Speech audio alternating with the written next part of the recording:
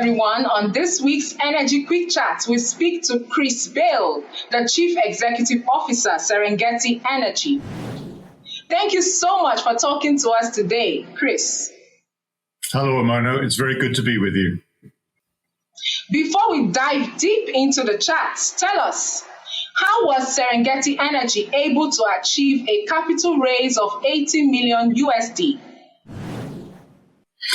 Okay, well, it goes back to, I think, the legacy that the company inherited. Serengeti Energy may be a relatively new name in the energy sector in Africa, but we trace our roots back to the old Responsibility Renewable Energy Holdings, RARE business, and the REH Group in South Africa. And those two companies merged in 2021, and they bring with them a very significant track record. So we have 7 operating plants, 3 hydro plants in South Africa, 3 in Uganda, and 1 in Rwanda. So it's that combination of track record and then an exciting growth prospect ahead of us. We have a mission to grow the business in the future. Our existing investors who've been very supportive, KfW, Norfund, NDF, we're very pleased to see the new investors, Proparco, Stoa, and Swedfund, join them to participate in the growth opportunities that we see for the future of the company. So what strategies are you adopting to invest in renewable energy projects across sub-Saharan Africa? Well, the first element of our strategy clearly has to relate to markets where there is an appetite for private sector investment in the electricity sector. So that's the starting point for us. Thereafter, we look for markets where there is a growth opportunity. We are willing and able to go to relatively immature markets where perhaps there isn't a strong history of participation by private sector businesses. We have the patience, we have the resources, and we have the team to do that. But of course, we don't neglect the markets that we're already operating in. We like to get to a certain critical mass in each of our markets. That gives us good footprint, good presence, and it allows us to build sizable and robust and resilient teams in each of the markets in which we operate. Okay, so where do you see sub-Saharan Africa's renewable energy access in the next 20 years? Well, we see a huge amount of potential for renewable energy in sub-Saharan Africa. The competitive pricing of renewable energy means that it has now a starting advantage over alternative traditional fossil-fired generation sources. So there's an economic driver for renewable energy. There is also huge increasing demand and a significant unmet demand in many countries, as we know. Governments in many of our markets are looking to expand access to energy generally. They're looking for cost-effective and environmentally sustainable solutions. And I think renewable energy is set to be a big part of the solution for African countries over the course of the next 20 years. I think the electricity sector will be the predominant application of renewable energy for at least the foreseeable future. But once infrastructure becomes more reliable, more resilient, then I can increasingly see that transport will start to become electrified, which will offer even more opportunities. So I think we face an environment where there is much more opportunity, frankly, than we are able to address. But we're just one of the companies that's looking to work in this sector. And clearly there are many others as well. But I think we bring certain advantages, certain resources, certain skills, and we're a permanent capital vehicle. So we're a long-term investor. And that's, again, something which we see as an advantage for Serengeti Energy. It's something that we're fully positioned to exploit. So what is Serengeti Energy's outlook for the remaining part of 2022? Well, as I mentioned before, we have this significant track record that we've achieved so far with around 45 megawatts of capacity in operation.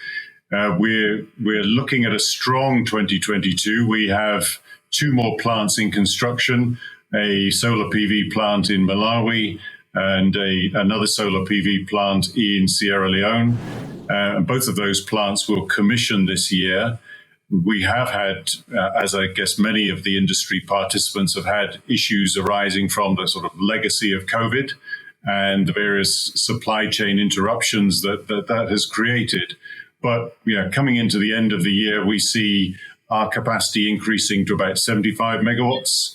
And we will also be going into construction on at least one more solar PV plant this year. And we have an active pipeline of further developments, which will take us, I think, into at least 2 new projects going into construction in 2023. So we feel like we're really gaining momentum. We're really accelerating the pace of the company's growth.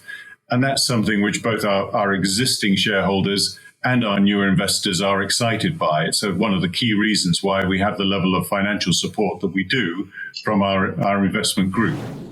So tell us, what are your top 3 advocacy issues for Africa's energy transition?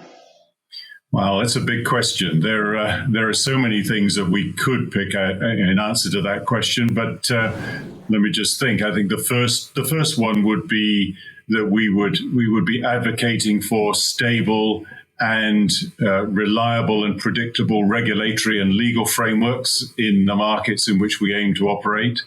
Ours is a long-term business. It very much depends on that kind of stability and predictability in terms of the rules and the regulations within which we operate. So I think that would be the first one. My second suggestion would be that national governments need to support their national utilities to help them be sustainable for the future.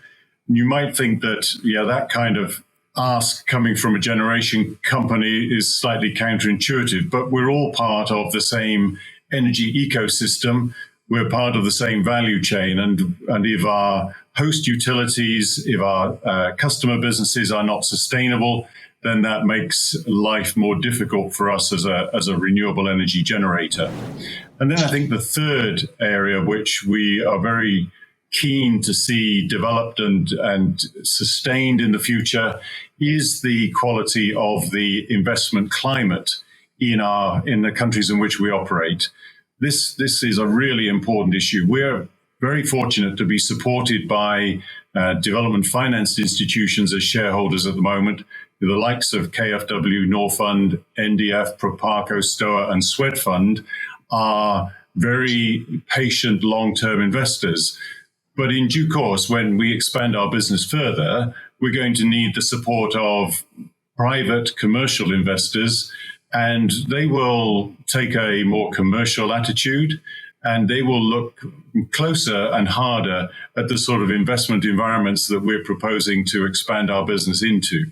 So again, as I mentioned, we're a long-term business. We make long-term commitments, and therefore we are looking for the stability, the sustainability, the supportive investment climate so that we can both invest in new plants and in due course reap the rewards and the profits from doing so.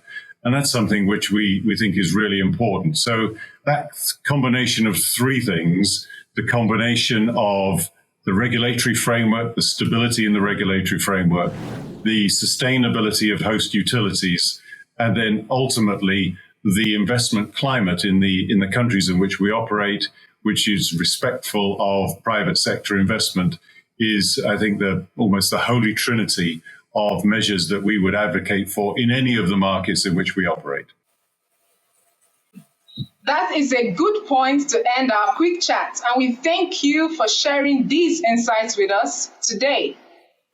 Well, thank you very much for having me on your program. Chris Bale, Chief Executive Officer, Serengeti Energy.